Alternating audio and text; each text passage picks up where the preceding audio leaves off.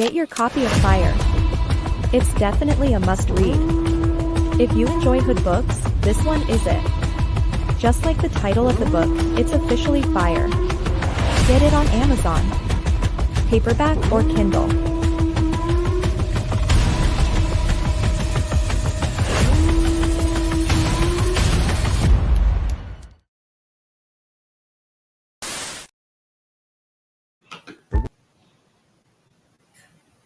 The once goal-driven, ambitious Sapphire turns to the street life after the sudden death of her big brother Dre.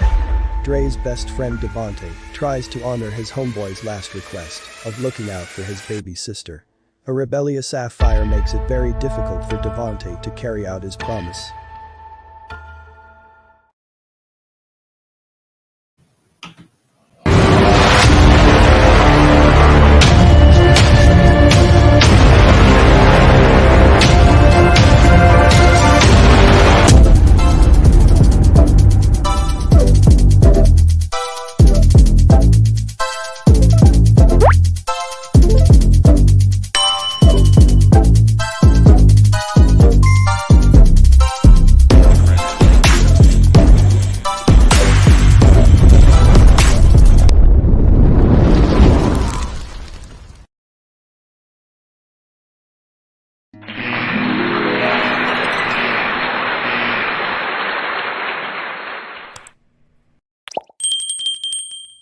Let's go.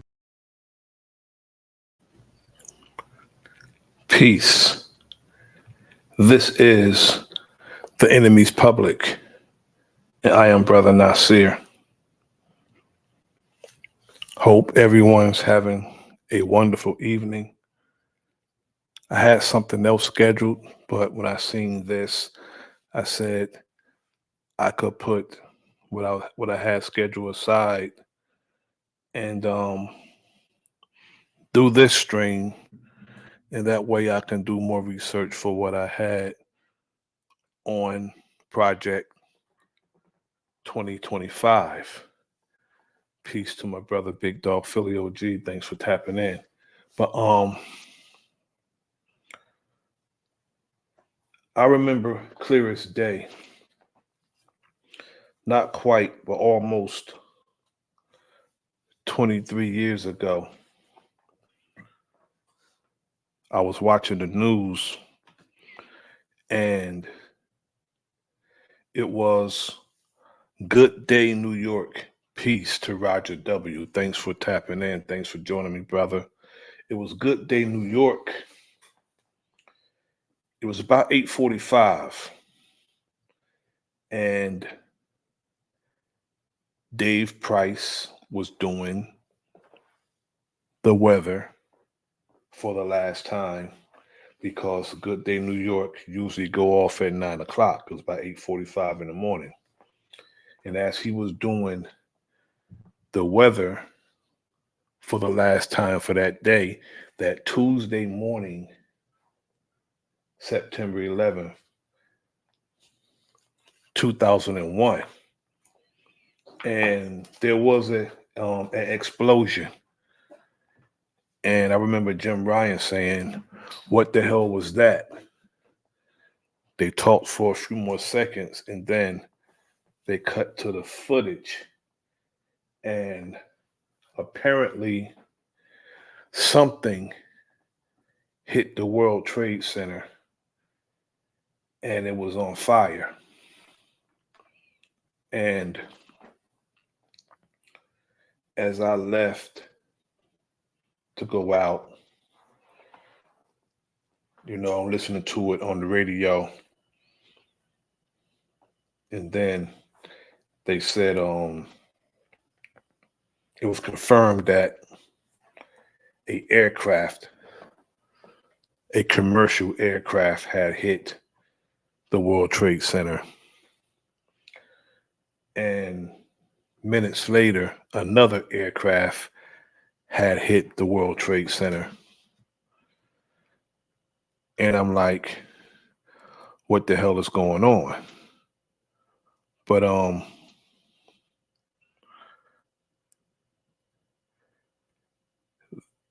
the airplanes, There's many conspiracy theories. There's many theories, and there's also many you conspiracies that is associated to this worldwide incident at the financial center of America, which is what the World Trade Center was and is. And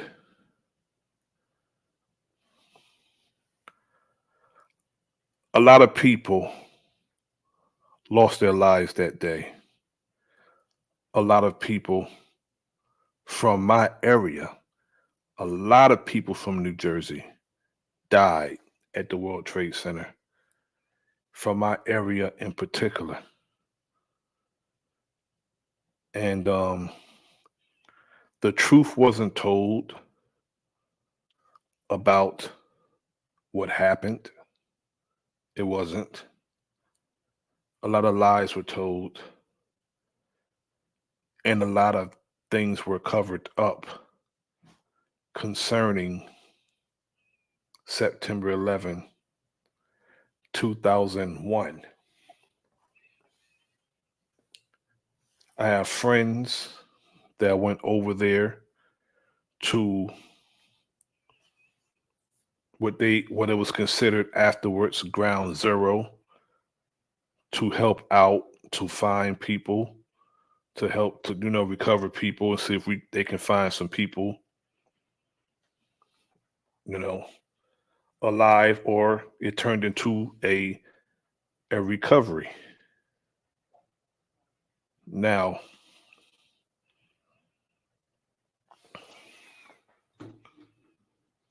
from my understanding, those who 911 was blamed on were very friendly with the United States government.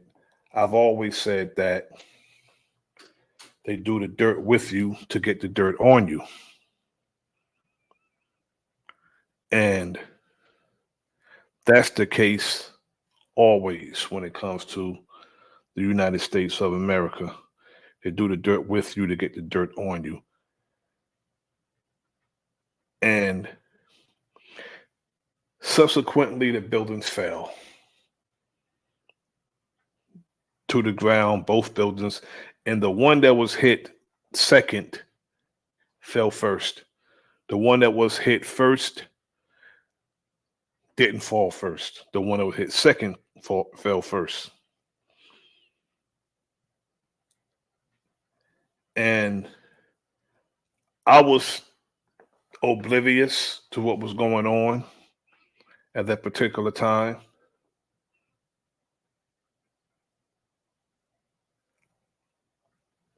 I didn't know it was a cover up till I started watching things and listening to things. And then I'm going to say this, not even a month before 911 happened, the projects that I grew up in were demolished,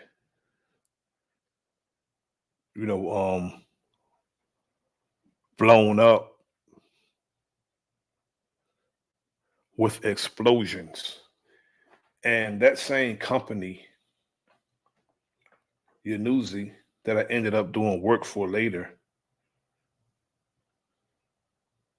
was working at Ground Zero. That same company, Yanuzi, was working at Ground Zero after the buildings fell.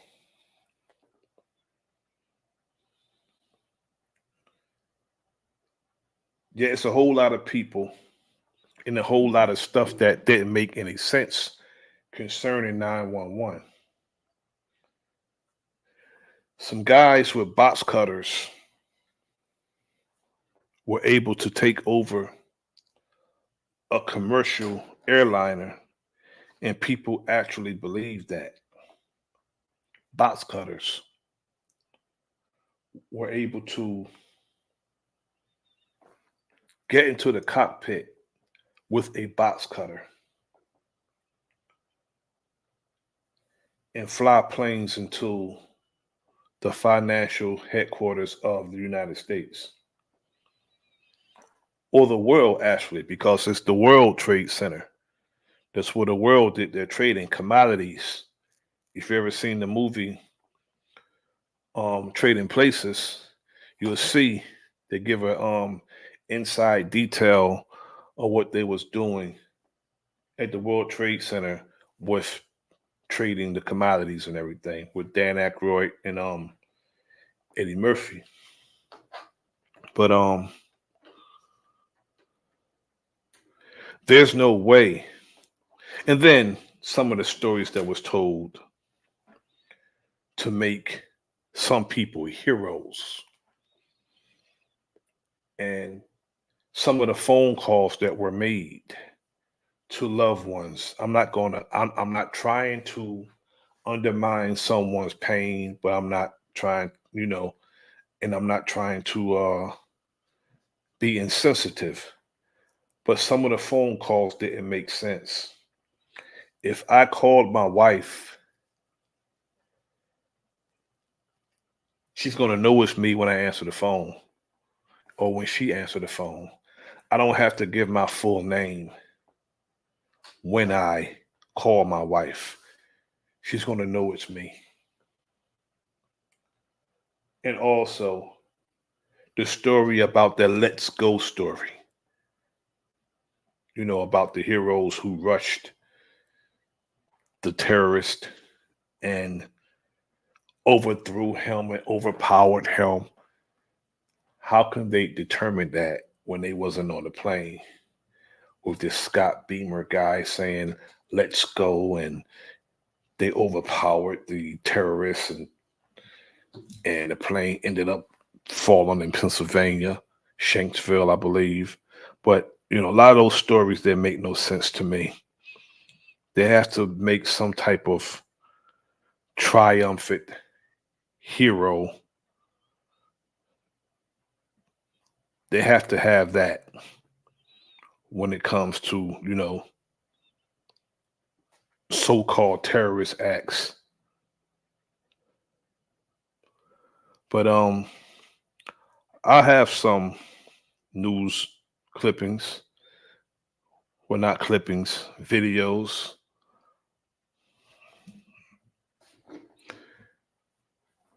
about what happened September 11, 2001. Going to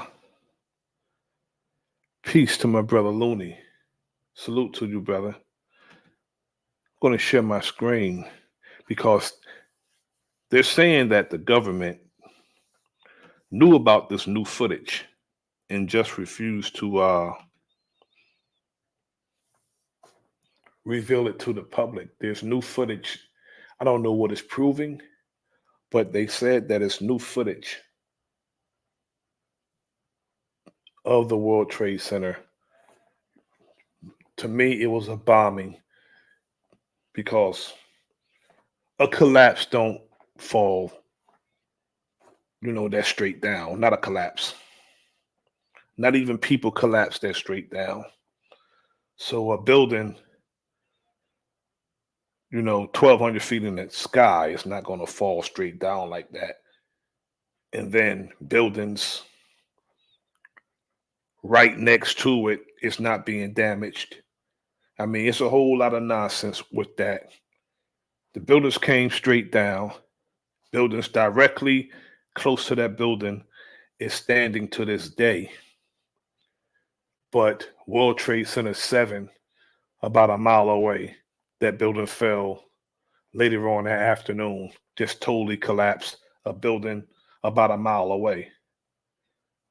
That right there, they tried to put on us and have us believe that, which was really insulting our intelligence. For anybody to believe that have zero intelligence. They believe in the Easter Bunny. If you believe a building a mile away collapsed because another building collapsed, you believe in the Easter Bunny.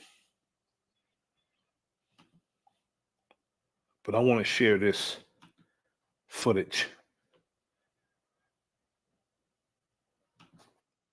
Welcome back to Live Now from Fox. I'm Stephanie Quinn. New time right now is 10:37 Eastern, 7:37 Pacific. And we do have some breaking news out of New York City as family members of those who lost their lives in the September 11th terrorist attacks are calling on President Biden and former President Trump to address explosive revelations of new footage showing a Saudi intelligence agent assisting two of the lead terrorist hijackers. And we do want to head over to that live press conference for you right now. With my colleagues in both parties to get the American Victims of Terror Compensation Act and the September 11th Day of Remembrance Act passed and signed into law.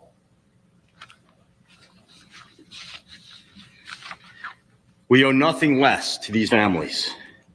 Justice for 9/11 families means we must ensure they receive the full compensation they are due for their losses and for their health care needs. But it also means getting them the answers that they and the American people deserve. The video filmed by Saudi intelligence agent Omar al-Bayoumi, only just made public, that appears to show him casing the Capitol at the same time that the 9/11 attacks were being planned out, is incredibly disturbing and raises new questions about the number of and extent to which Saudi officials were involved in the September 11th terrorist attacks. These questions must be answered. We owe it to Brett and to all those loved ones on September 11th that we lost, to the victims, the survivors, to those who continue to be diagnosed with health effects from that terrible day, and to all Americans. Peace to my brother, Warfare I will continue K. to speak out, Salute to demand my answers, brethren. and to ensure that every Salute my individual good with brother. ties to this horrific Long attack track on our record. country is brought to justice. Thank you.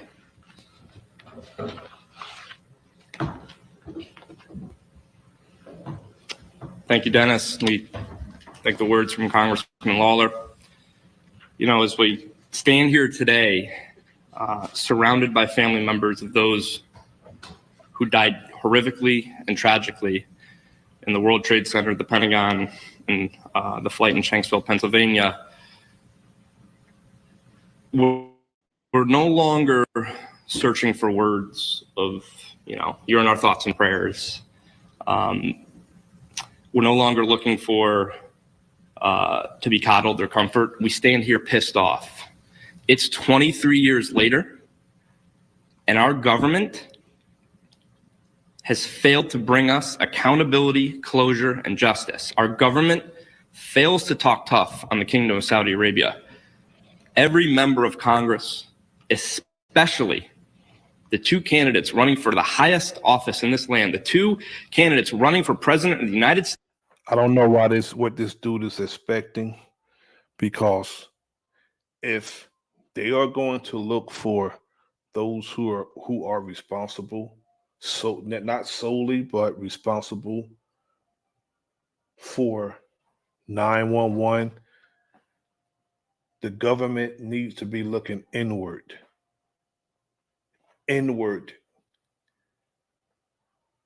This government hid what happened on September 11th.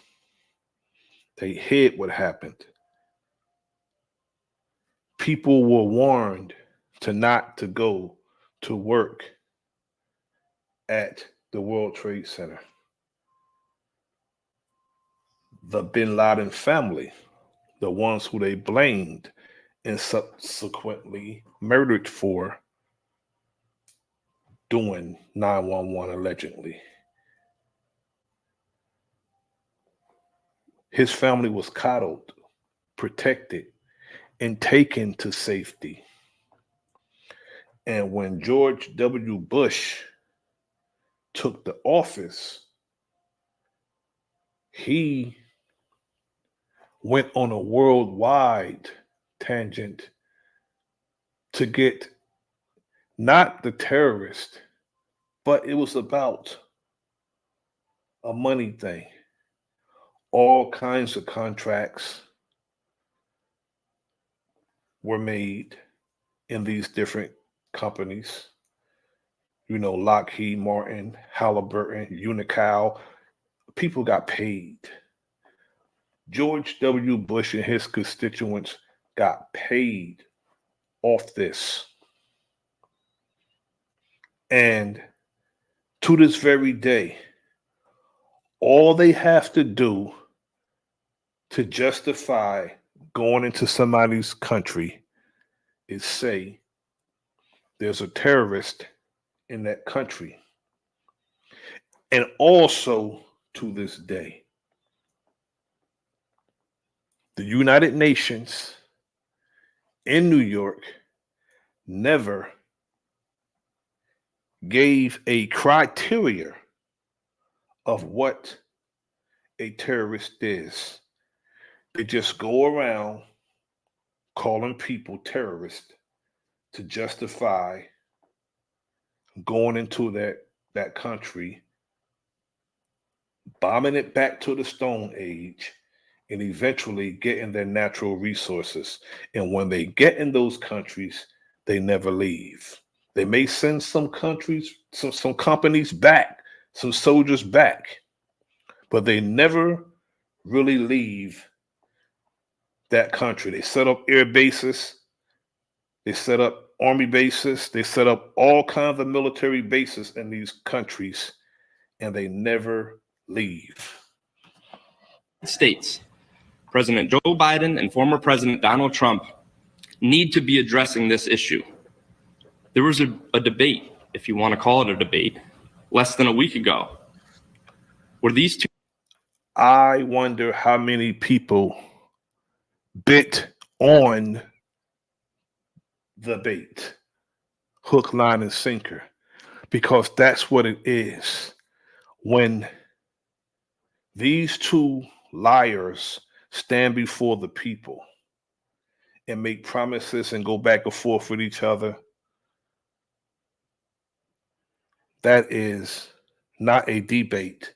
That is the bait to see who's going to bite on what they're saying and potentially get their votes.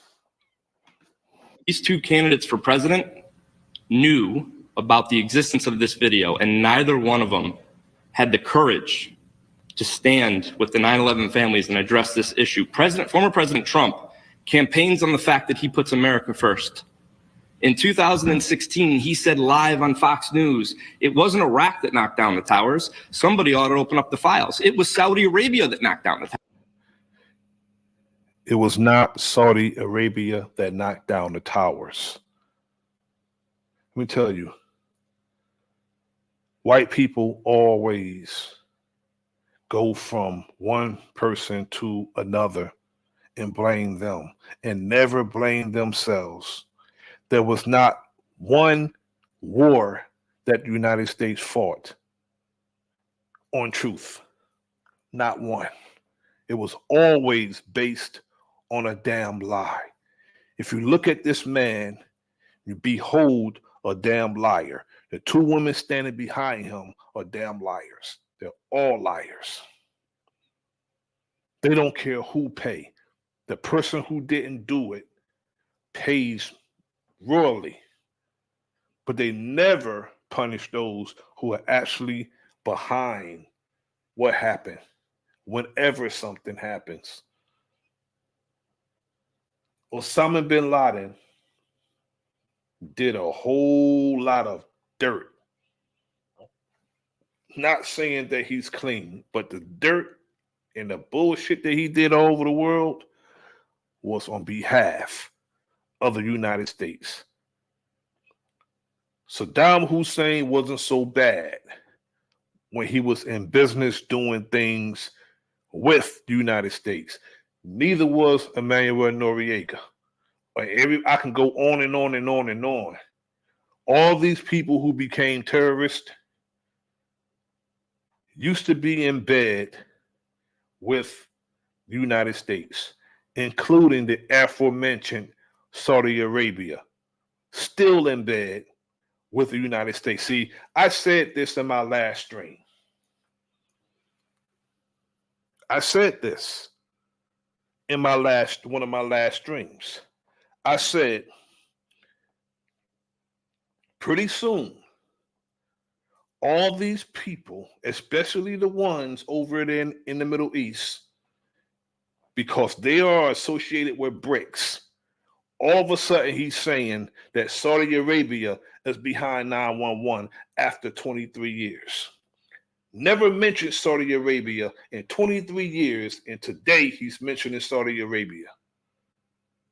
This is how they do things. Because Saudi Arabia is with BRICS, and next they're going to start talking about the United, Emirates is going to be terrorist. You see, Saudi Arabia cut ties with the United States. They cut ties with the United States, and they're with BRICS. They had a 50-year contract deal.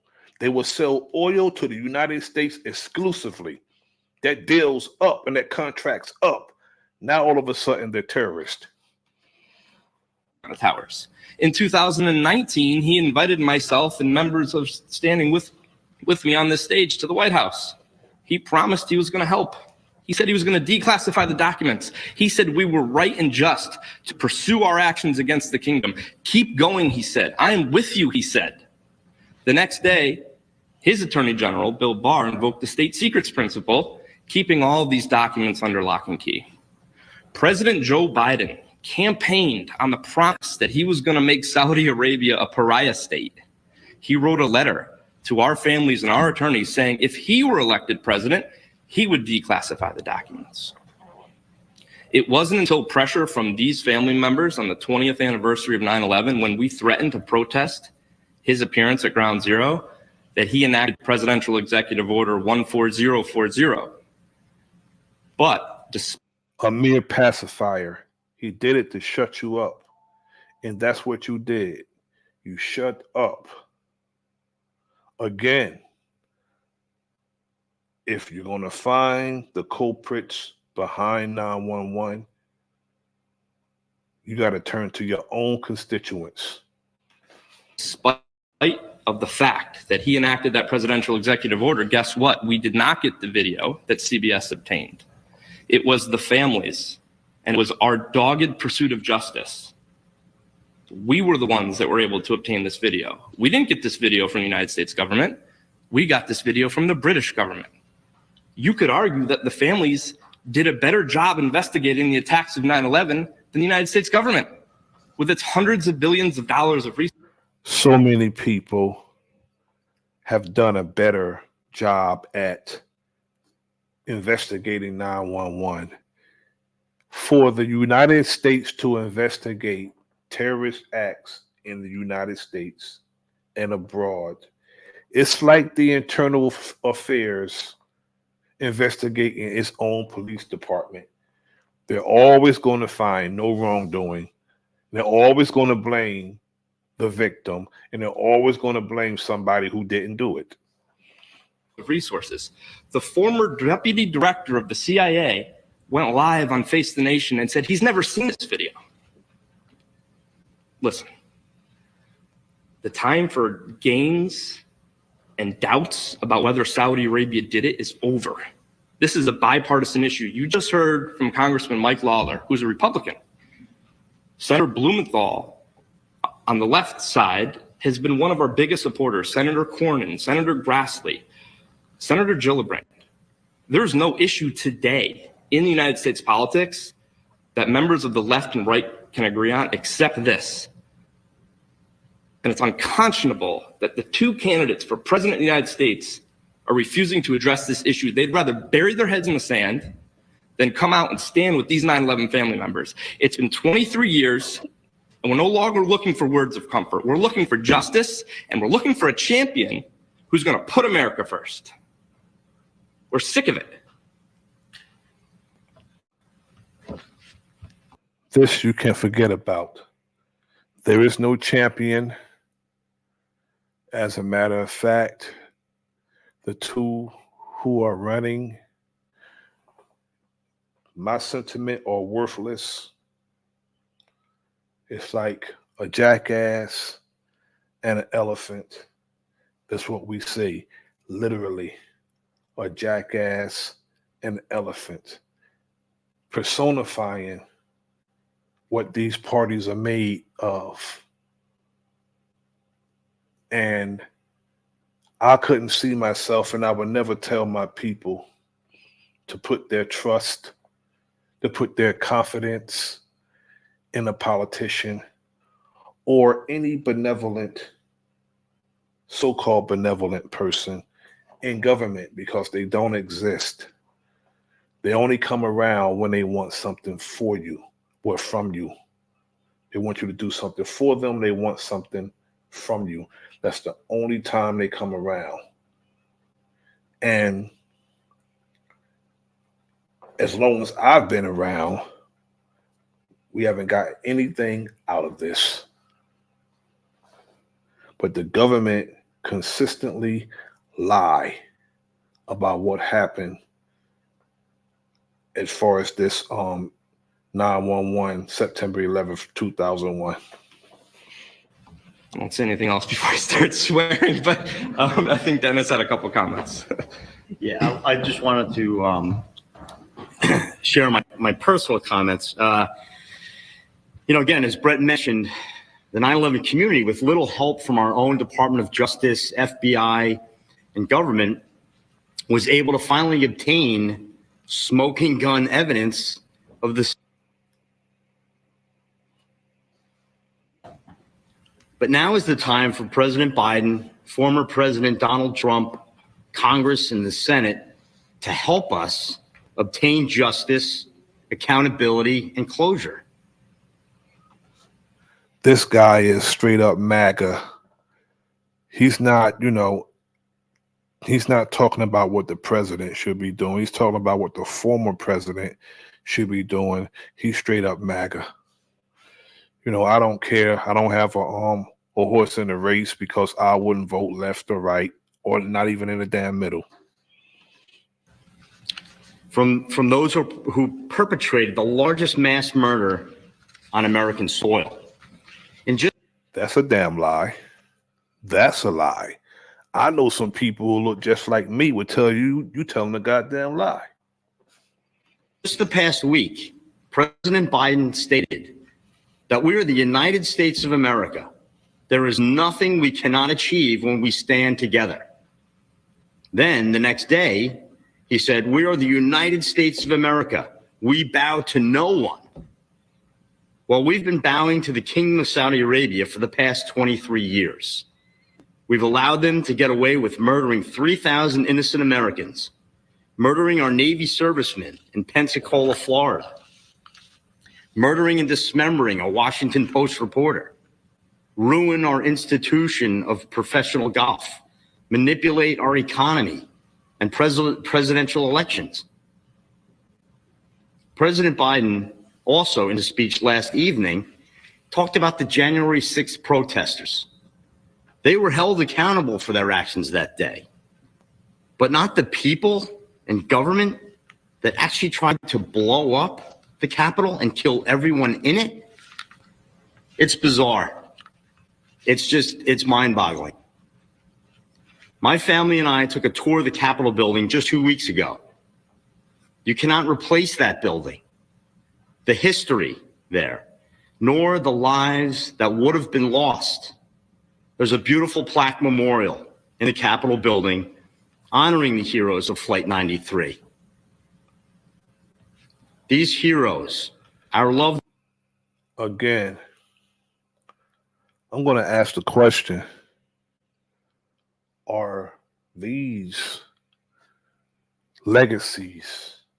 Are they real or are they myths? The more and more I study United States government, the more I discover everything are myths when it comes to their so-called greatness. Because if you have to do what has been done by these people to establish what they call the United States, it's all myths. There's no greatness, none whatsoever. Loved ones, the first responders that are still dying from 9/11 related illness deserve more than plaques and memorials. They deserve justice, accountability, and closure. The innocent Americans who were murdered on that horrific day would have done anything to get out of those buildings and planes. We're calling on our president, former President Donald Trump, all of our leaders and representatives in Washington to stand together, do something, and finally end this cat and mouse game, this national nightmare that we've been living for the last 23 years. Bring it to.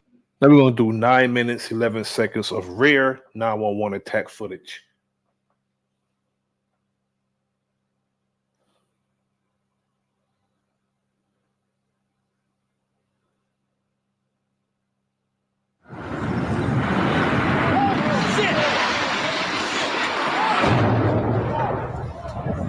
We've gotten a look at least 3 sides of tower number 1, and that is the only building. It's exploding right now, Tommy. We're seeing.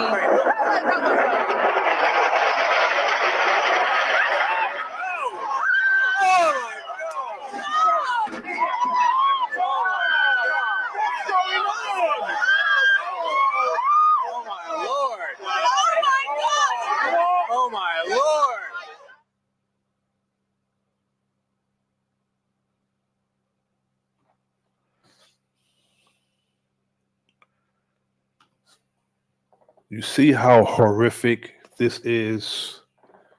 Just imagine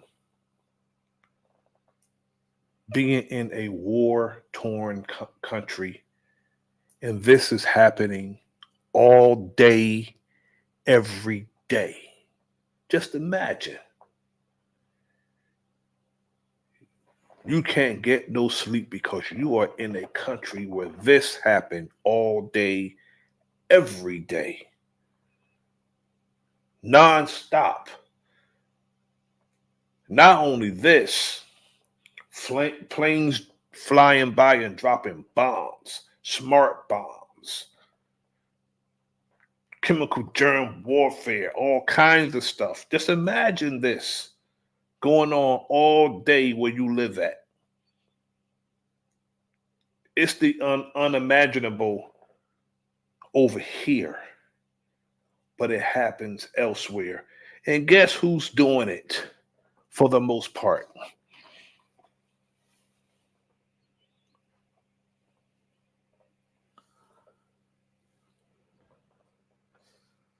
Taking a look. Oh my God! Oh, Jesus! Oh my God! It's an international tourist place. Lots of people. There's not a plane coming down. You see? Boom! Oh, man. What the fuck going on? Wow! Oh shit! Wow! Do you see this aircraft? I've got it all. Yo, what the fuck? Yo, let's.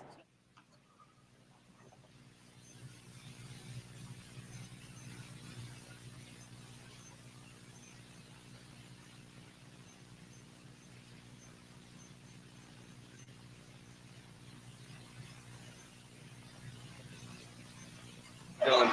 What's the other jet doing? Holy fuck! Oh my God! Oh my God! Jesus fucking Christ! Chris, are you... Don't touch it.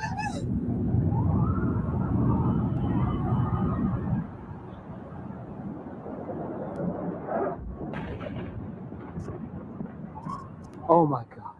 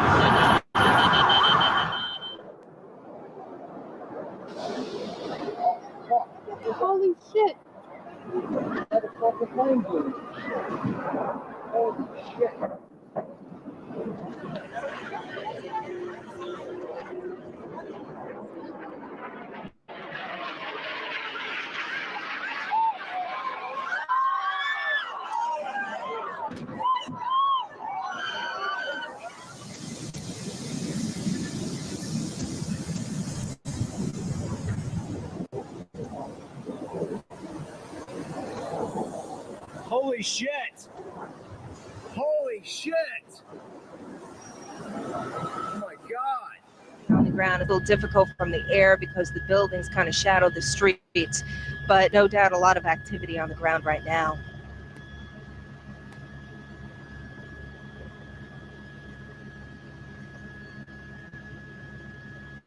Wow.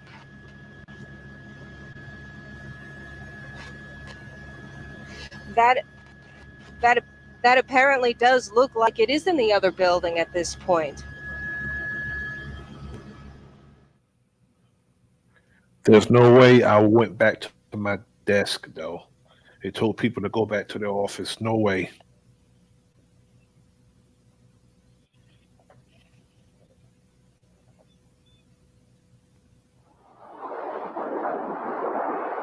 Holy shit! Holy shit! God.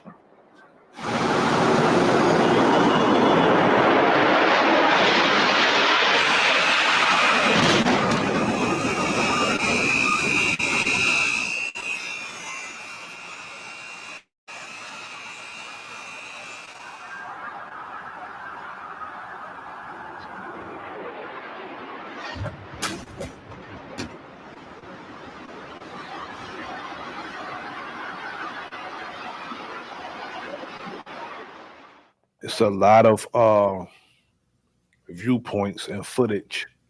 Not only that, it should be more footage than that, being that it's a federal building.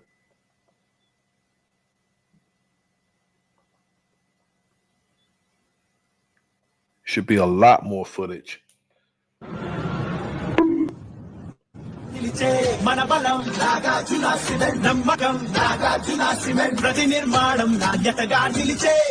Nagarjuna cement ప్రతి సౌదంలో మనగాడై నిలుస్తుంది. Wow, that's crazy.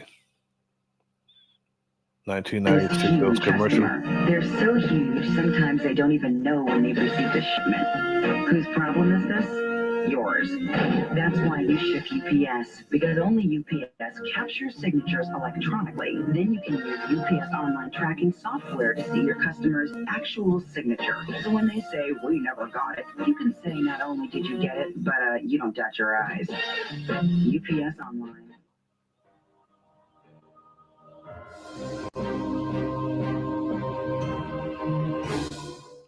Yeah, that's crazy.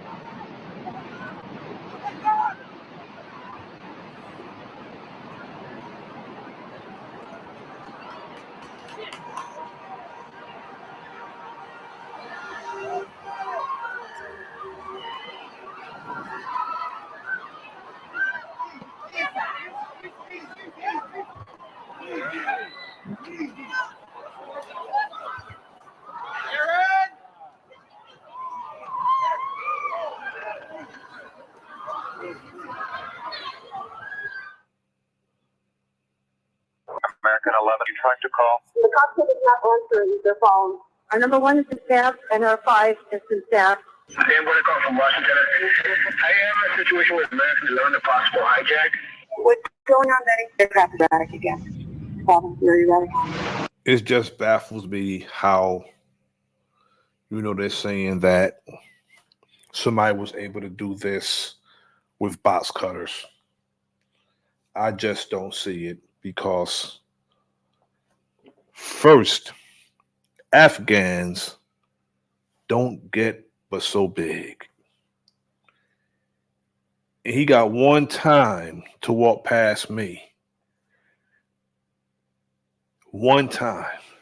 And I know for certain I can hit him and knock him out. I know this. I can hit him and knock him out. So they was able to do all this with box cutters. I don't believe it.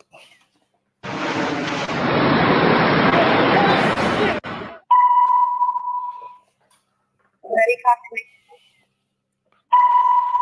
Eddie, are you there? Eddie? Salute to my good brother Marco Powell. Peace and power, brother.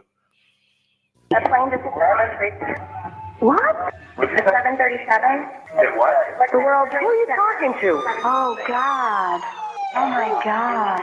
United 175, New York. We have some problems over here right now. We might have a hijack over here, two of them. Jules, this is Ryan. Listen, on an airplane that's been hijacked. If things don't go well, it's not looking good. I just want you to know I absolutely love you. I want you to do good. So happy to sign. Same for my parents and everybody. And I just totally love you. And I'll see you later. Bye, babe.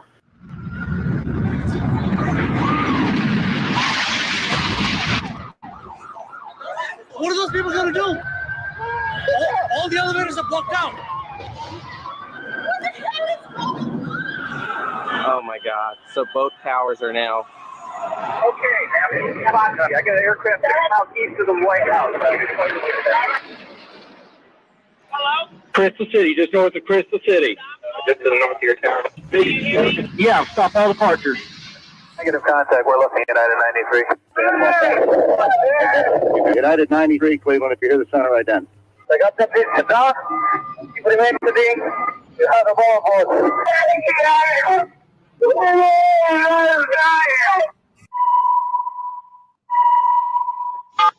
Tuesday, 9:47. We're gonna go to eyewitnesses. To the eyewitness behind the lens, the original coverage. And I think I'm going to have an easy day, right? You come in at 7, you go home at 3. Hopefully you have no 5 o'clock live shot. When people say this came out of the clear blue sky, it really did. I was in the RF room, which Yeah, it stands for was a radio beautiful frequency, morning that waiting for morning. the chopper to fire up the signal. The chopper pilot said to me that he sees smoke coming from the towers, one of the towers. I made sure there was a tape rolling. I ran upstairs to the newsroom. I told everybody to look at the Alpine receiver to make sure that they could see what was going on. My first thought was, a Piper Cub or, a small plane or something must have hit it.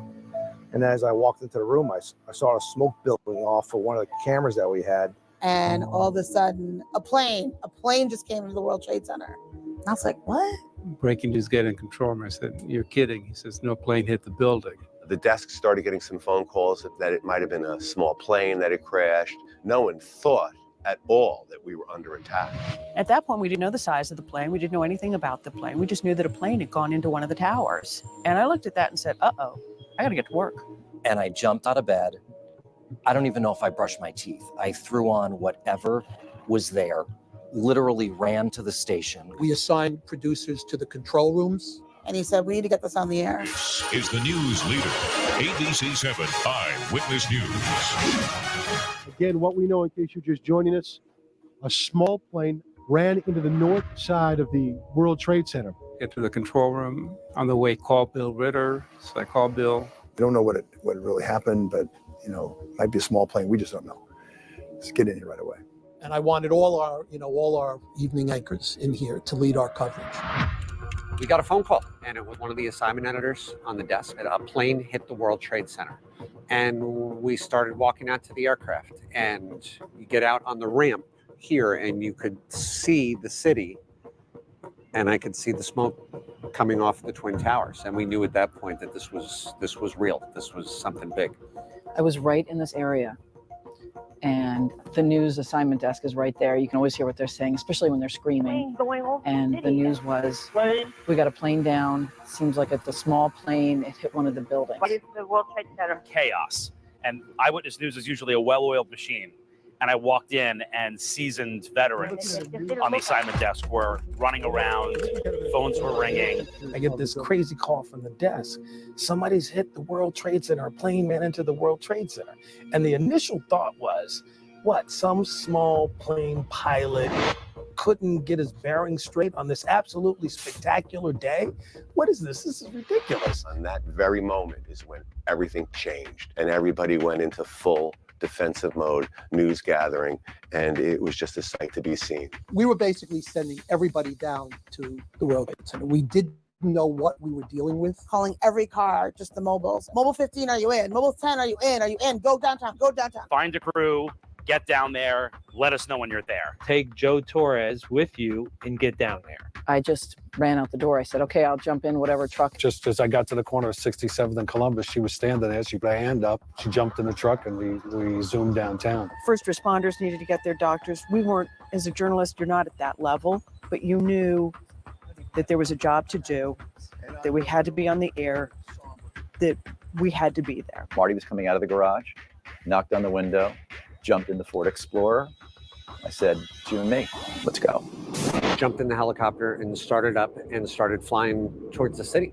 And the first thing we noticed was that Newark Airport, which is a couple miles from here, cleared us in a straight line to the World Trade Center, which is very unusual because of the approach path coming in. You're right in the line of all the approaches going into Newark. They cleared us straight, which meant there was nothing coming into Newark. And we didn't really think about it. We just knew it was unusual, but it was better for us because it was a straight line. I remember coming into the room and John was already flying. He was already talking to me about what was, what he saw. He saw building smoke coming from, from the World Trade Center. We were over Bayonne, and I went to talk to my pilot, and behind him, out the window, I could see another airplane down by the Verrazano Bridge. And out of everywhere that could have seen this go down,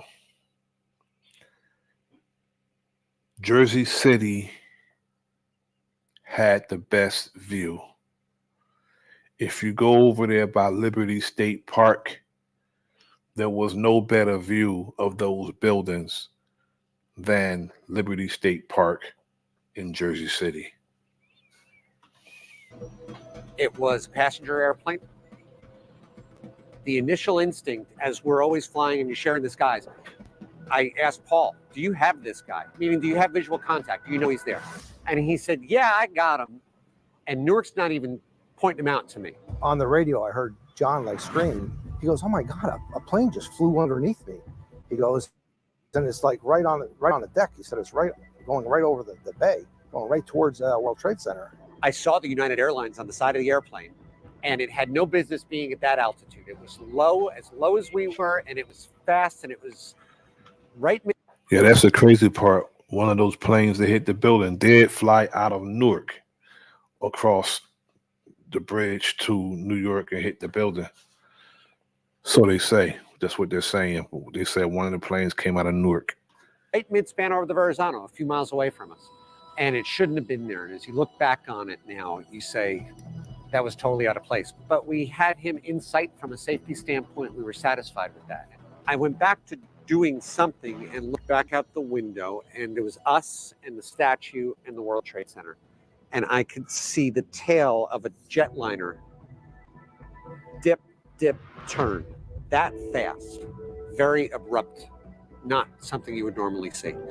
And it was just instinct. I turned the camera, pointed it that direction, reached down to press play and record on the old deck, and looked at my monitor, and the fireball was there. And there's more explosions right now. Hold on, people are running. Hold on just a moment. We've got an explosion inside. The building's exploding. And it started the process immediately. And I asked Paul, I said, where is that airplane, meaning the one that we had seen? And he was already saying, that was him. That was him. Oh my God, that was him. The people here everybody's panicking. I was in shock for a second. And I got out one call to the assignment desk immediately. I said, Chop 7 news desk, another airplane hit the building.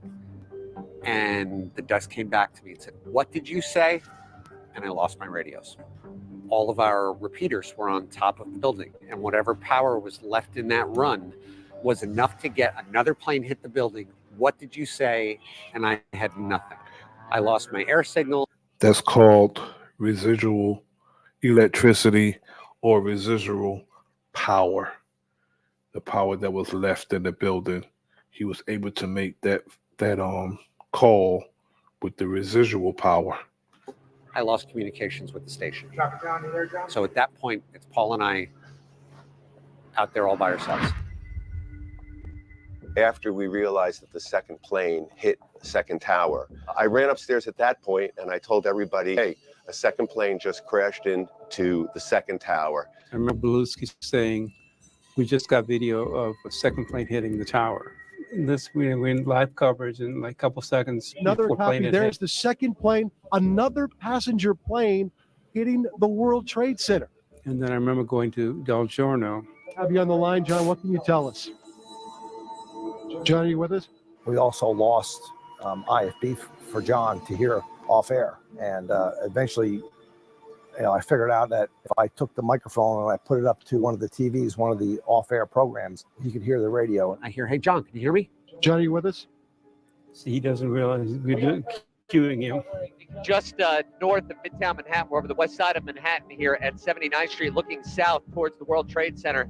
Just an absolutely staggering sight as both towers of the World Trade Center are currently billowing in smoke. And he describes how the plane actually slams into the building and is completely inside the building. We were on our way to the scene and we witnessed a second airplane. Said the type of plane. From what I believe, in my experience, to be a Boeing 737. And from his angle, you can actually see the plane wedged into the second tower. And you can see both towers burning. I think everybody pretty much knew this was no accident.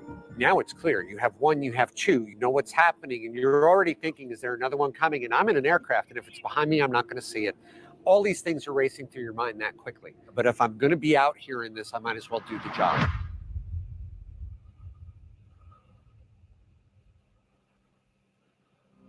We are flying downtown, getting close to the World Trade Center. You see people streaming uptown. Just people are flowing uptown like I've never seen before. People are crying, people are hysterical. As we came over the Henry Hudson Bridge, and the bridge was being shut down as we approached it. I think they let us through because we were a news vehicle. They shut the road down behind us. I remember having this conversation with Marty along the way where I said, we should really try to get into the tower so we can document firefighters and their heroism and their dedication and how they were going to be getting people out of the building and saving. All about the theater for these folks. All about the theater. We got an emergency going on. People probably already dead. And all they can think of doing is getting the theater. The triumphant theater. People. So we need to go show that. He's like, that's great. Let's do it. We went down the West Side Highway. We pulled over and what we knew was go live as fast as possible. The city shut down the southbound lanes of the West Side Highway so that emergency crews only, fire trucks, NYPD trucks could get down here. That was the first crew that started bringing us from the ground shots. We get down to the scene and there's a jet engine laying on the corner. Just blocks away, a plane engine sits on the sidewalk, burned. I'm looking up, I couldn't believe what I was seeing. The gash in the That's building. some bullshit. And I saw all of that thick black smoke billowing out of the first tower that was hit. And my first thought was, well, that's not a small plane. That's way too much smoke. We didn't believe it until we saw it, because when we were going down 9th Avenue, we really couldn't see it. And then we cut over to Washington Street, and that's when you could start seeing the World Trade Center on the inside of it, actually red hot inside there. I was getting phone calls from network. What do you see? What do you see? What is that? And I said, sir, I'm no expert on holes in buildings made by planes. That is a huge hole. I told Michelle, we're not going any further. When we got to Canal Street, Michelle said, why? I said, because we're here to document the story, not to be the story. If that thing falls down, we're going to get crushed. We're going to die. We went on the set, really not knowing a whole lot. You knew something was bad. You just weren't getting the pieces of what it was yet. The story was evolving so quickly to keep updating. And we actually had a lot of people calling in. And all of a sudden it smashed right dead into the center of the World Trade Center. People describe what happened. Like a drunk driver. It just kept on going and realized what was going on and tried to turn to the left. One of the most memorable ones is somebody that was on 60-some floor calling in saying, I'm here. I am here and I'm stuck right now. Not sure whether I'm above or below where the plane hit. Are you above, Jim, or below? I have no idea. I have no idea where the plane hit. Right now, everything's under control. I want to tell anybody that has a family member that may be in the building, that the situation is under control for the moment. And he, of course, ended up dying when the buildings collapsed. A continuous breaking news story like that doesn't really have an end is that especially the first couple hours, the flood of information that came. How do you separate X happens and is it tied to Y? And if it's not, then what's it tied to? Is it just coincidence or circumstances? This is not an accident. This is terror. And we knew it. We didn't have confirmation on it, but your heart knew it. And it was scary. It was very, very scary to think that we were being attacked. By that time, Jim Dolan came in, and he came on the set. It was 8:48 this morning when the world changed forever. For a number of reasons, they had me go to the anchor desk that day. In part because I had a background in covering terrorism. I was interested in it. I knew who Zawahiri was. I knew who bin Laden was. I knew a little bit about Al-Qaeda. Multiple attacks fit into the Al-Qaeda plan. All of this fit into what Al-Qaeda had already been doing around the world. Terror. Tell it all. Doing all over the world. On behalf of who? Whose boogeyman was bin Laden for years? Whose boogeyman was bin Laden when the United States helped them defeat Russia? And by the time Russia was defeated by Afghanistan, Afghanistan was in ruins. Yet the United States promised to help rebuild Afghanistan, and didn't do it. So the deal with the poppy seeds and what's the natural resources over there in Afghanistan was off. This is what happened when you renege on a deal with the United States. You become a terrorist, and they seek to discredit you. And the first thing they use is their propaganda machine. And after that, when they have the outcry for justice, they go in, either they'll imprison you for the rest of your life, or they'll kill you. Terrorism was something that happened elsewhere. It wasn't that much longer after that President Bush from Florida goes before cameras and says, terrorism against our nation will not stand. It was the first time we were experiencing an attack on America this big and people trying to process that. They're using planes as missiles to try and bring down those two buildings. I remember we got down fairly close to the towers and it was just a chaotic scene. I remember seeing lots of debris, metal, paper raining down from the towers, smoke billowing out. Our job as reporters is to get as close as possible to see what's going on. So we were just, getting down there as quickly as possible without knowing what we were walking into. And I remember thinking, I can't get down there fast enough. And I saw a delivery man and I said, I need your bike. I'm a newscaster, I need your bike. I've got to get down there. I remember just pedaling and pedaling.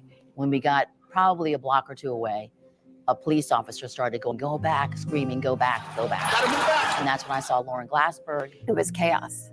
I mean, people were screaming and looking up. And I just sort of wandered around trying to figure out what exactly was going on. And I remember standing on a street corner and saw Nina Pineda, who is one of my best friends. We saw each other. We saw the police officer. The police officer was screaming, get down, get back. If a first responder is telling me, get down, there's going to be an explosion, then I better probably listen. As the guy's screaming, he's like, take cover. So, according to some of the firemen, they said there was multiple explosions in that building. Multiple explosions. And my sentiment is Planes didn't bring that building down. Neither one of them. I think explosives brought the buildings down, because if you look at some of the buildings that burnt 12 hours, that burnt 23 hours, that burnt so many hours. And not only that, plane fuel doesn't constantly burn, it burns out. But those buildings came down, less than an hour after they was hit by a plane. And that wasn't the first time the buildings were hit by a plane. They were hit by a plane before when they were first built. Empire State Building, which is a much older building, was hit by a plane before. It still stands to this day. So Lauren and I crouch behind a car. I remember just saying, Nina, we've got to get down. We've got to get down. I remember being afraid for her, for me. She was my best friend. Kind of holding on to each other. I'm sure she said, Glassy, we're going to be all right. That's totally Nina. And then we realized, okay, if we have a second here maybe to get further away, let's get back up and keep going. I don't think you could be that close to 3,000 people dying and emotionally, spiritually not just feel that way on you. I mean, it took us a long time to function as humans. And that's for us. We were covering it. Yeah, one of my good friends, one of my best friends, was going over there helping out with the recovery of people. He ended up getting sick and having a heart transplant a few years ago because he got sick and it affected his heart. And to this day, he's sick because he was going over there helping out, with the emergency workers, recovering bodies. I mean, I don't know if he recovered anybody alive, but he was over there at Ground Zero helping out. And he ended up getting sick. And luckily, he was able to get a heart, but he's not doing well. These families that never were the same again have much bigger burden than we do.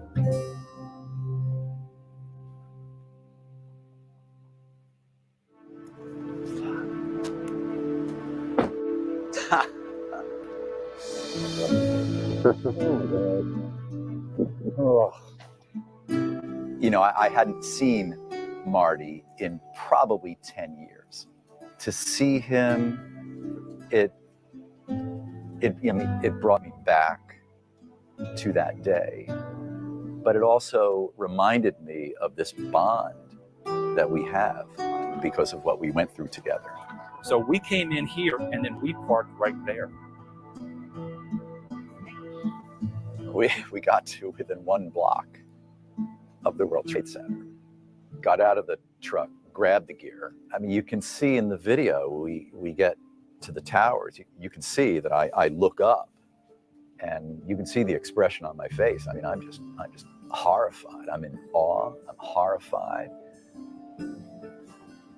You couldn't imagine this. You look up and you see One World Trade Center with your eyes, but you don't see One World Trade Center in your mind. You see 2 buildings on fire. And as we came through here, I think that's when I understood what was happening. That's when I started to see the debris. That's when I started to understand what was happening. Yeah, that was crazy when those people were jumping, though. That was real horrific. 20 years later. You see those people 20 years later, from those buildings. I can hear the sounds. I almost feel like I can smell that smell of that day, the smoke, things burning.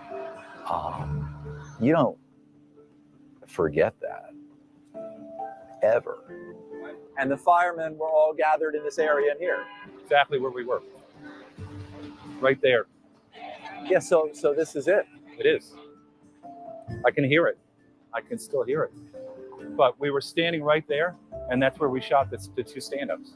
When you get that close to a story, you assume that you're not going to be able to stay there for too long. Oh. All right, take one and two. So I said to Marty, I said, well, look, while we're here, why don't I shoot something on camera? He's like, great idea, let's do that. So, take one. This is as close as we can get to the base of the World Trade Center. You can see the two towers. Debris continues to fall and to rain on the people below. I do take one and I don't like it. Another one? Take two. I said, okay, take two. This is as close as we can get to the base of the World Trade Center. You can see the firemen assembled here, the police officers, FBI agents, and you can see the two towers. A huge explosion now, raining debris on all of us. We better get out of the way. There's this roar that you never forget. It was you, the firefighters who were here, and I remember tilting up, and it wasn't until I opened up my left eye is when my world changed. Because my brain became one solid sphere of survival. But I knew I was going to perish. I knew it. And that is what has hurt me through the years, is I saw my own death. I saw the end. So while Marty's still shooting, I turn around and there's a door to an office building.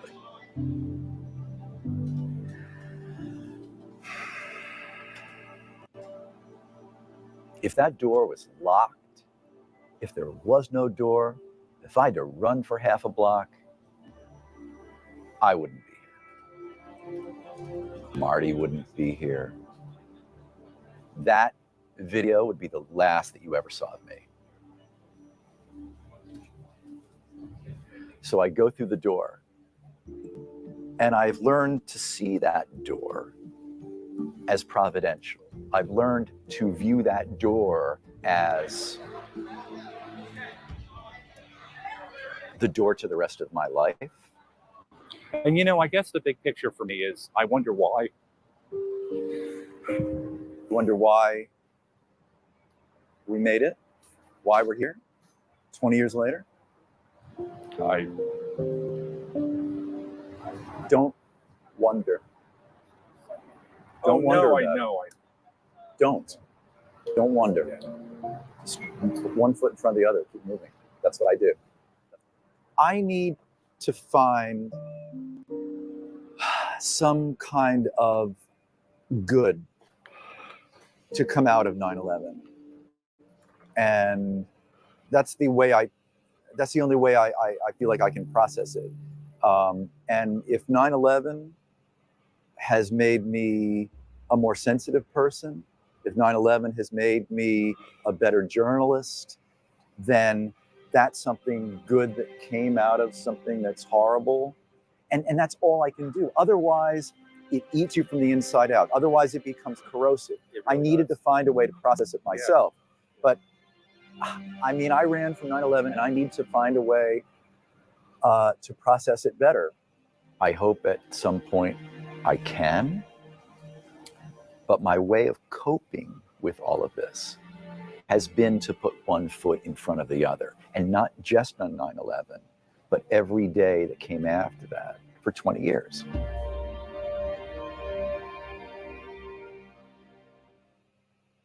I never say, do you remember? I never ask that. Correct. But when I do see you, I remember. Yes. It's not that we don't want to talk about it. It's we are not the story. And it makes us uncomfortable even talking about that because many other people were seriously affected in ways much more grave than the way we were. The time seemed to stand still. Keep going, let's go. There was so much chaos going on. When we were on Vesey next to 7 World Trade, we saw the plane parts like Boeing area. And then I was shooting. Embedded in the street. Right. And I was shooting straight up. And that's when I said, Joe, let's just get people. Well, I just was in the lobby trying to get a cup of coffee. I heard the bang. And now I'm just going around the corner See if my friends are awake. I can't talk. I remember a firefighter up on the plaza, and he's yelling at us, "Get out of the way! You're going to get hit by debris." And that's when I said, "Well, maybe we should go to the South Tower." And we're about halfway there, and a DCPI police woman notices Joe. And we bump into Teresa, a friendly face from the New York Police Department who serves as a liaison between the media and the police. She's with DCPI. And we see each other, we hug and embrace, and she offers to bring us to West Street, a news conference. So we turn around, and we were about the same spot where we started. And then it was like an earthquake. Underground, underground, underground. And then all of a sudden, everybody starts running. Let's go, underground.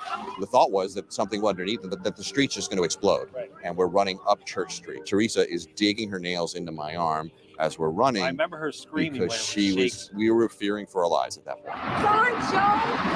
What is going on? Teresa, come on, come on. Teresa. A big white cloud coming, and all of a sudden the FBI had an FBI thing on. He goes, "Don't breathe it, it's poison." And I'm rolling still, and Joe's Let's go, let's go. egging me on. Says, "Come on, come on." Watch out, there it is, there it is, there it is.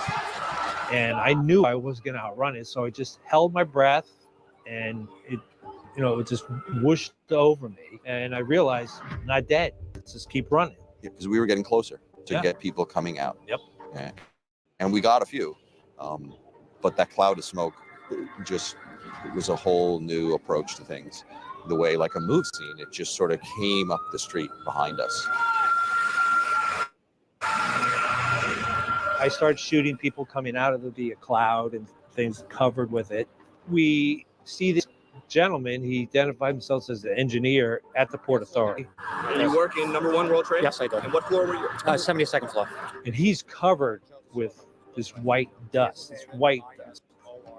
And he started saying, well, they're really strong buildings. They're very strong buildings, as you remember from the blast the last time. So. And all of a sudden, in the background, I see people start looking up. And so I pan up, and there goes the North Tower.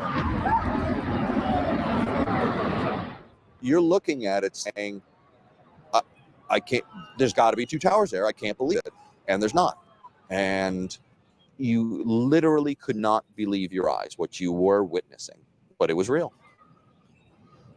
Oof. I just look back and it's like, thank goodness you knew that DCPI police. Oh, wow. Because that, for me, that is the turning point. It almost seems like divine intervention at that point. At that point. That steps in and says, you may not know this, but I'm with you right now. And the end result will be that at the end of the day, you'll be alive. That was almost a living example of somebody stepping in saying, no, you're going this way. You're going this way. And ultimately, thank goodness, we went that way.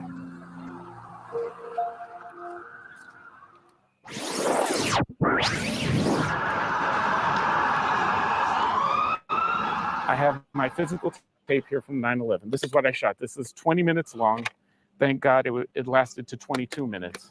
So I ended up right below Tower 1.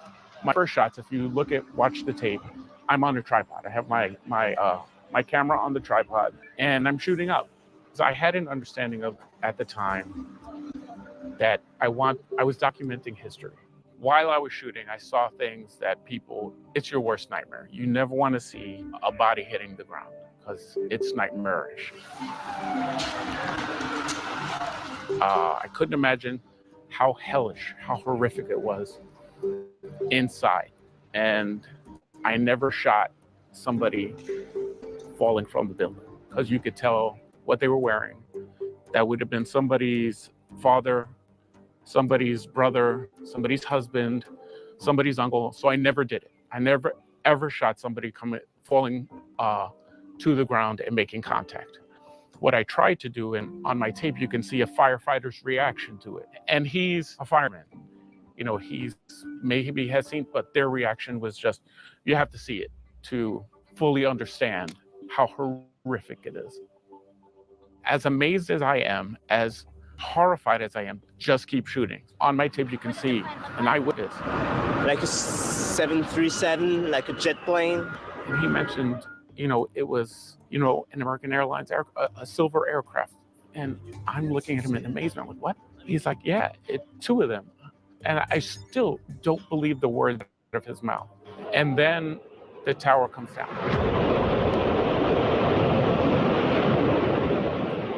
And the sound and what I felt, it will never escape me. The last scene of my tape, one of them, is a mother who has her child. Remember, I had a 7-month-old at the time, had her child on a baby Bjorn right in front. She was in complete distress. The mother couldn't breathe. I think she was hyperventilating. I put my camera down. This is the one time I put my camera down. I tried to talk to her to calm her down.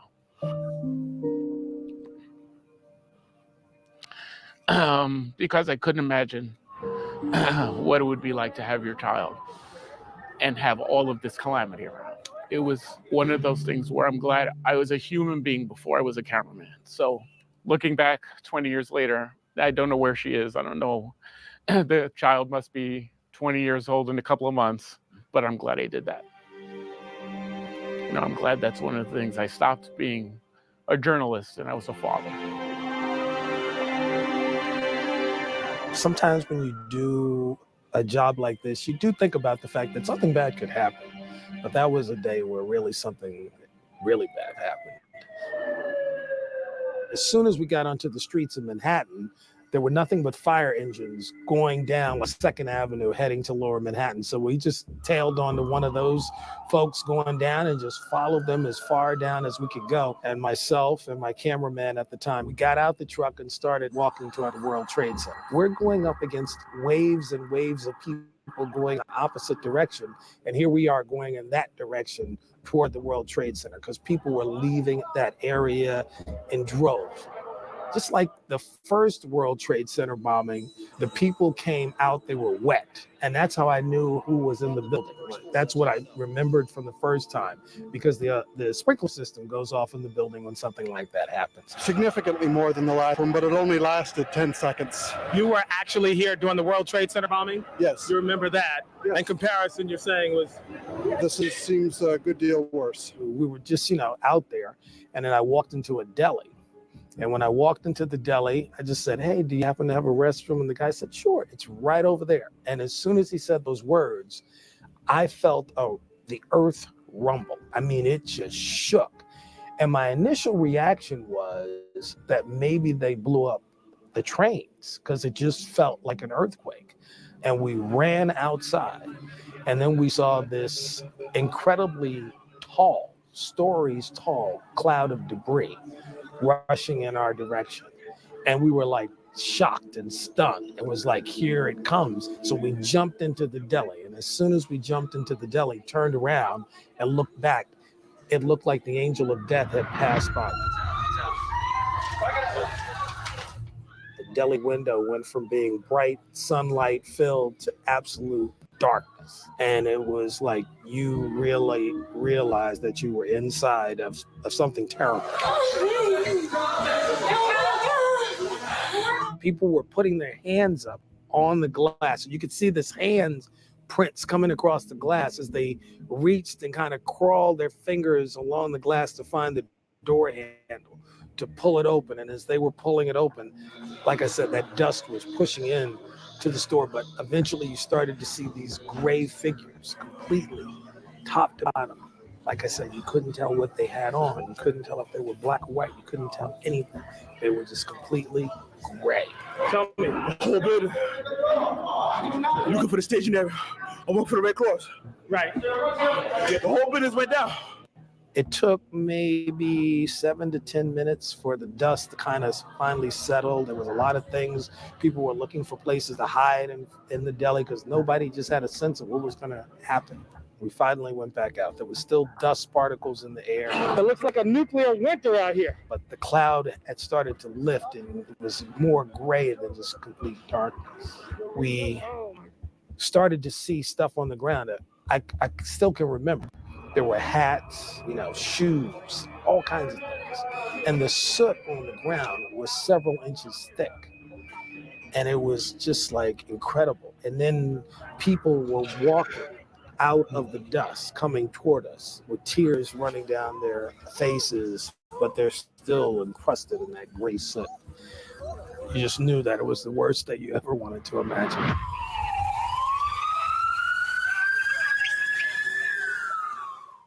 The unthinkable happened today. The World Trade Center, both towers gone. You don't want to get people overexcited, but especially in 2001, we were the main source of immediate information. It wasn't like now. You just pick up the phone and it's there. We were pretty much it. It is a scene out of Dante's Hell, horrific.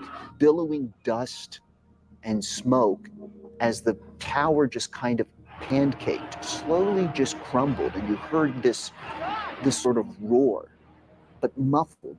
That's how I remember it, sort of muffled. And I remember as we were running away, I yelled at. They didn't pancake. The towers were like disintegrated.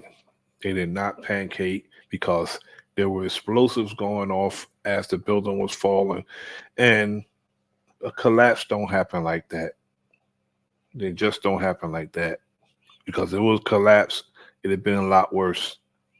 It didn't collapse. Out at John. You rolling?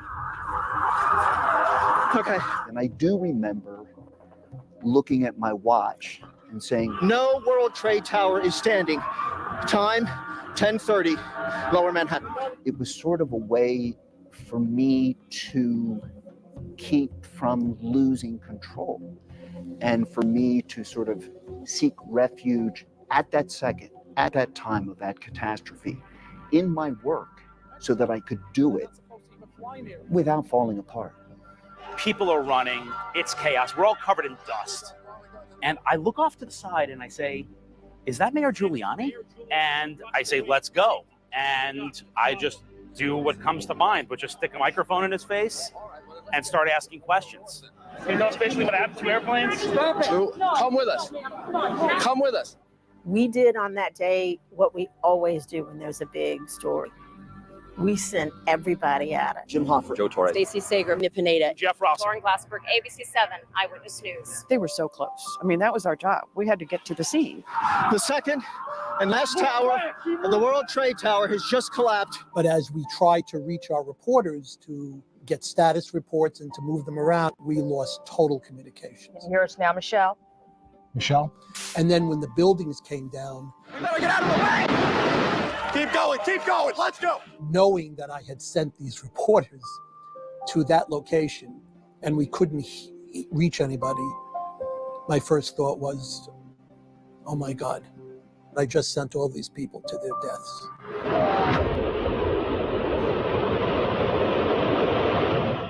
Family members were calling to see how the husbands, wives were doing. And if you didn't see them on TV, you didn't know if they were alive or dead. And you don't know where they are. I remember Joe's wife, Fran, was asking, where is he? Because we hadn't heard from Joe. Nina, Lauren, Anthony Johnson, NJ, Glenn Mayrose, Angelo Martin. They were all down there. These are reporters, photographers. So we knew that they had to be among those people that were running. And you're just praying that they got out of the way. Oh my God, there it goes! Where are they? How did Marty and NJ get out? What happened? Are they dead?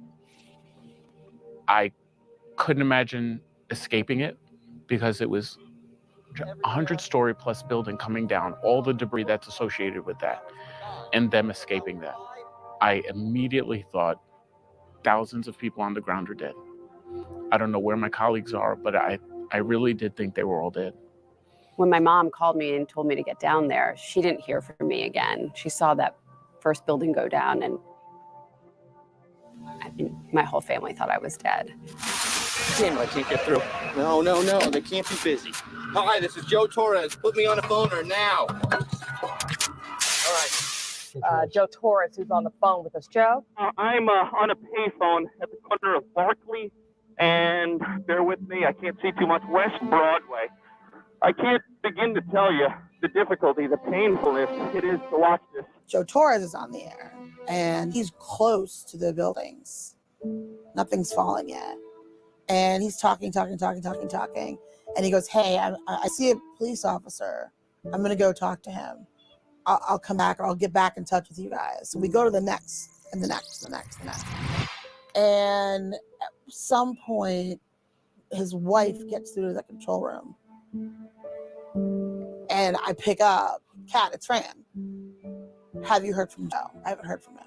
That's mine. Watch it coming out of the fog. Roll out of the fog, Glenn. I think I said, like, he's okay. I know he's okay. I remember saying all that and not knowing if it was true. We worried about Joe. His family worried about Joe. And I remember our managers had to talk to Joe's wife and said, we haven't heard from him. And we're going to keep you posted. So my wife, being the wife of a news reporter, knows that if they've gone to him live once, they're going to go back to him live. And now that hasn't happened. Why not? My photographer, Glenn Mayrose, and I are safe. We're okay back at St. Vincent's. The video was seen all over the world, and it was also seen in Pittsburgh, where I'm from. So they had to get on the air and say, if Nina's family's watching, that she's alive. They were pretty panicked as to our whereabouts. And I can imagine that would have been really tough for them to not know where we are. But the information started to trickle, literally a trickle, back to us that Joe's okay, Glenn's okay, Margie's okay, NJ's okay. And that was a relief. For us, we were able to tell all but one family that they were okay.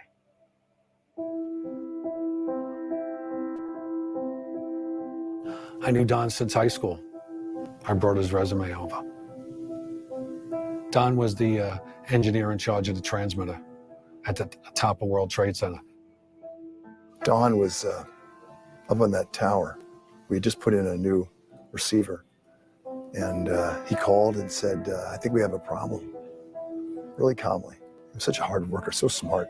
And he was our guy up there by the tower, and he was doing his job.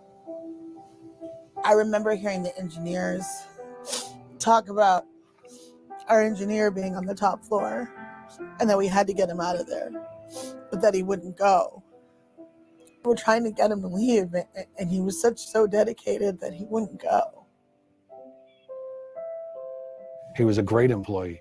He was at work before he was supposed to be. He was there before 9 o'clock.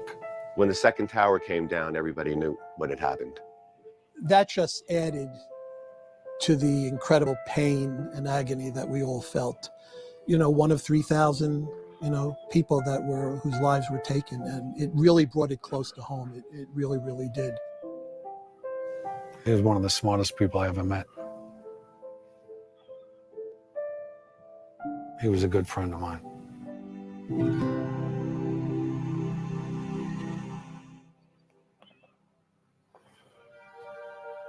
Tonight, their destruction represents the depths of evil. It was go, cover, represent.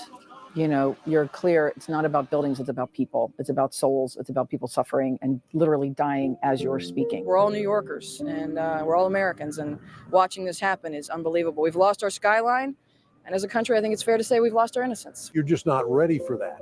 And as much as you say to yourself, okay, I've got to get a grip here, if you will. I've got a job to do, and it's a very difficult job at this point. I had never seen anything like that before. I've been in the news business for a while. Then I had been in the business for about 20 years, and I have to say that day really rattled my cage. It was something I had never seen before. It looked apocalyptic.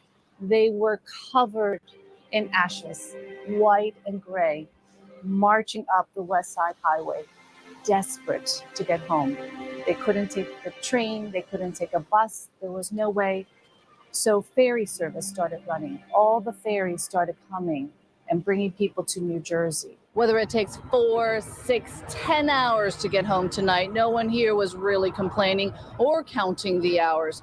They were instead counting their blessings. And they lined up, just wanting to get home. Just thankful to be alive.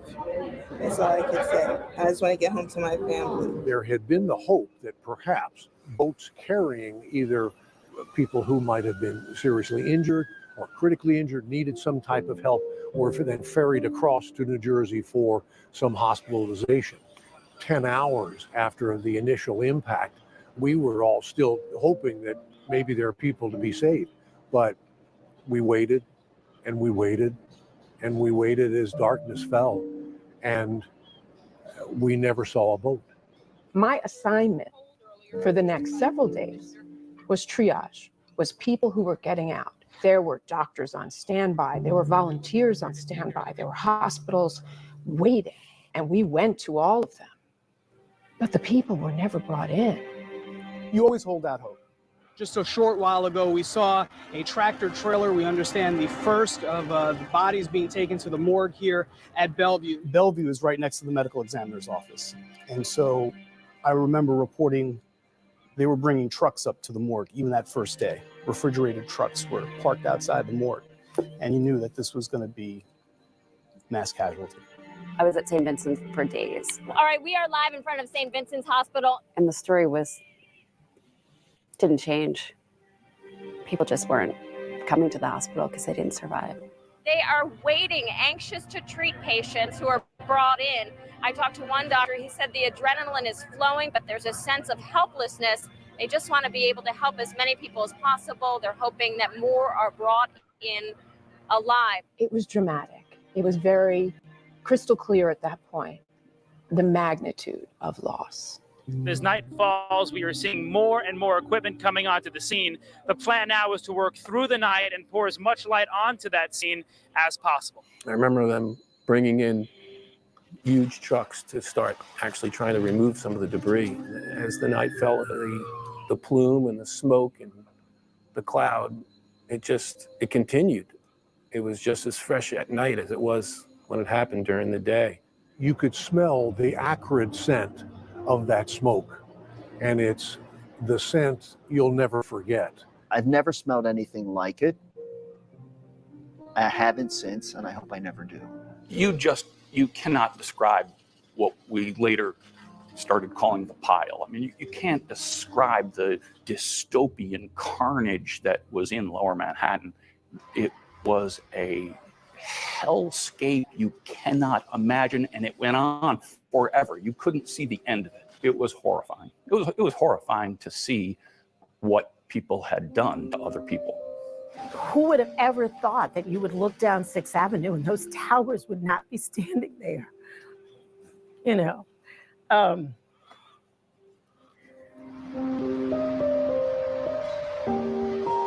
know, it's 20 years, and I start talking about that day, and it comes back.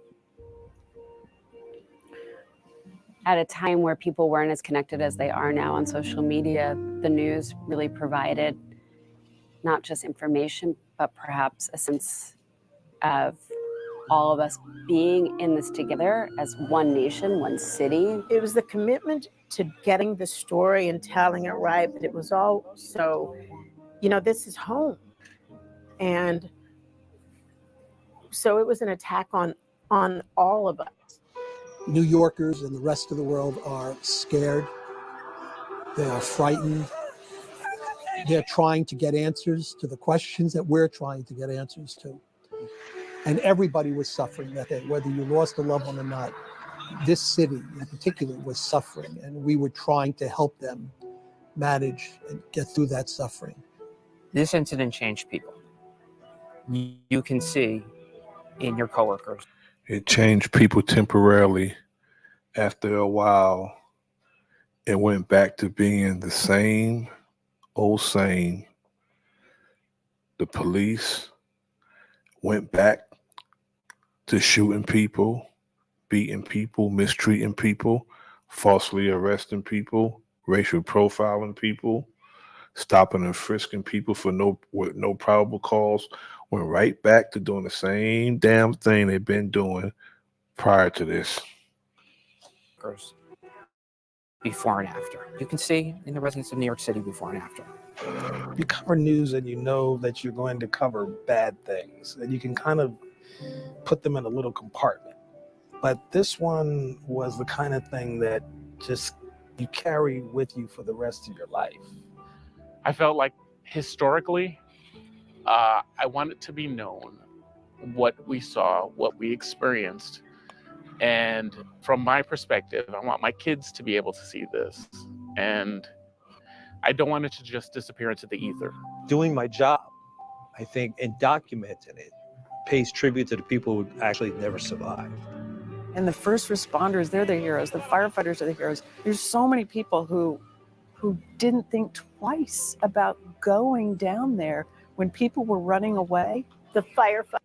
Any man or woman that goes into a building when it's in that condition, when it's on fire, while everybody else is running out the building, yeah, that's a hero. Definitely a hero. You gotta hand it to firemen. To me, out of all so-called service workers and public service workers and emergency workers, you got to give it to the firefighters. Firefighters, those pictures of them walking up and then the towers coming down.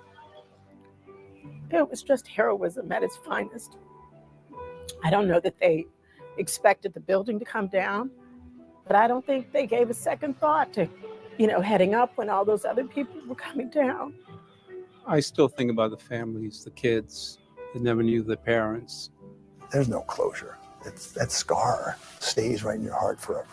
It scars up, heals a little bit, but it's not ever gone. 20 years later, I still haven't come to terms with all of it. When I drive home at night and I would go to Bayonne, I would see the World Trade Center in Lower Manhattan in my rearview mirror. And one of my favorite views is when the sun is setting and the sky is that beautiful blue and the sun makes all of Lower Manhattan look golden. I would live for that. Now I have a hard time looking in the rearview mirror. I just don't want to be reminded of it. The sadness is still too raw for me. I'm glad that I have these horrible memories just to make it clear what happened, because we can never forget. We can't forget the loss in the city that day, and we also can't forget the resilience of the city that day. Bill Butel has a final thought. Finally tonight, part of our world has fallen apart. That is not a statement of despair. It is a statement of fact. It was a lovely day when it began, a little bit before 9 o'clock. 15 minutes later in Lower Manhattan, though, all hell had broken loose. The Twin Towers began to sway and then to fall. We watched as our way of life began to sway and fall too. The skyline is gone. So this tragic story is really just beginning. I'm Bill Butel, and good luck and be well. I want to thank everybody for joining me this evening. I appreciate you for tapping in. I want to thank Big Dog Philly OG, Marco Power, Roger W, In the Groove, Looney Melodies, Brown's Flat Power God, Warfare K. Thank you all for joining me this evening. I appreciate it. Till next time, this is The Enemy's Public. I am Bro.Nasir. Like, share, subscribe. Leave a comment in the comment section. Peace.